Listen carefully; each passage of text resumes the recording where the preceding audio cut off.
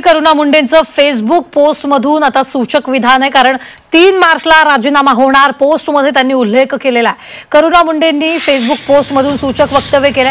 मंत्री धनंजय मुंडे यांच्या राजीनाम्याची मागणी विरोधी पक्षातील नेते, सत्ताधारी पक्षातील काही आमदार आणि सामाजिक कार्यकर्ते अंजली दमानी यांनी केली आहे। सरपंच संतोष देशमुख यांच्या हत्येनंतर मुंडेंच्या अडचणी सातत्याने वाढतायत। मुंडे यांचा राजीनामा घेण्यात येणार का असा सवाल आता उपस्थित होतोय। असं असतानाच करुणा मुंडेंची ही फेसबुक पोस्ट सध्या चर्चेचा विषय ठरली आहे।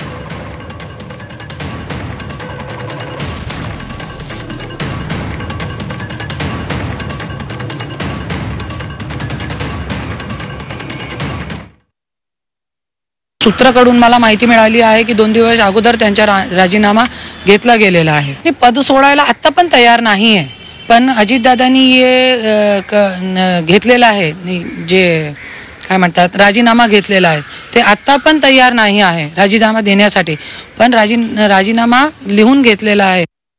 मला त्याच्याविषयी माहित नाही, कारण हा पक्षांचा अंतर्गत विषय आहे। त्यांच्या राजीनामा तर द्यावाच लागेल, कारण त्यांच्या जवळच्या माणसाला संतोष देशमुख खून प्रकरणातलं सूत्रधार, मुख्य मास्टर माइंड असल्याचं आरोपपत्रात सांगण्यात आलेलं आहे। लोक म्हणतात वाल्मिक कराड आणि धनंजय मुंडे हे एकाच नाण्याच्या 2 बाजू आहेत।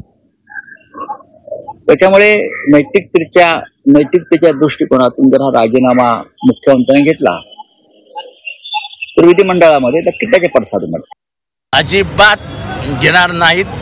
अख्ख्या सरकारची गेले 80 दिवस बदनामी होते, पण या लोकांना काही फरक पडत नाही। आम्ही सांगत होतो की हा वाल्मिकच गुन्हेगार आहे, तेव्हा माननीय धनंजय मुंडे सांगत होते वाल्मिक माझा खास माणूस आहे, खास माणूस एवढा क्रूर की तो व्हिडिओवर बघतोय मारतायत कसे, आणि हे CIDने सांगितलं ना। आम्ही सांगत होतो त्याला काय अर्थ नव्हता, चला, पण आता ते CID म्हणते की हाच सूत्र। करुणा मुंडे आणि धनंजय मुंडे यांचे काय संबंध आहे ते सगळ्यांना माहितीच आहे, परंतु करुणा मुंडे यांना जरी माहिती मिळाली असेल तर त्याबद्दल काय मला माहीत नाही आहे। मला असं वाटतं की धनंजय मुंडेंचा आणि वाल्मिक कराडचा मोठ्या प्रमाणामध्ये जवळचा संबंध होता, पण या खुनाशी काही त्यांचा संबंध नसल्याचे कसले पुरावे तिथे अजिबात नाही। तरी अनेक वेळेपासून धनंजय मुंडे यांनी राजीनामा द्यावा ही मागणी मोठ्या प्रमाणात होती आहे।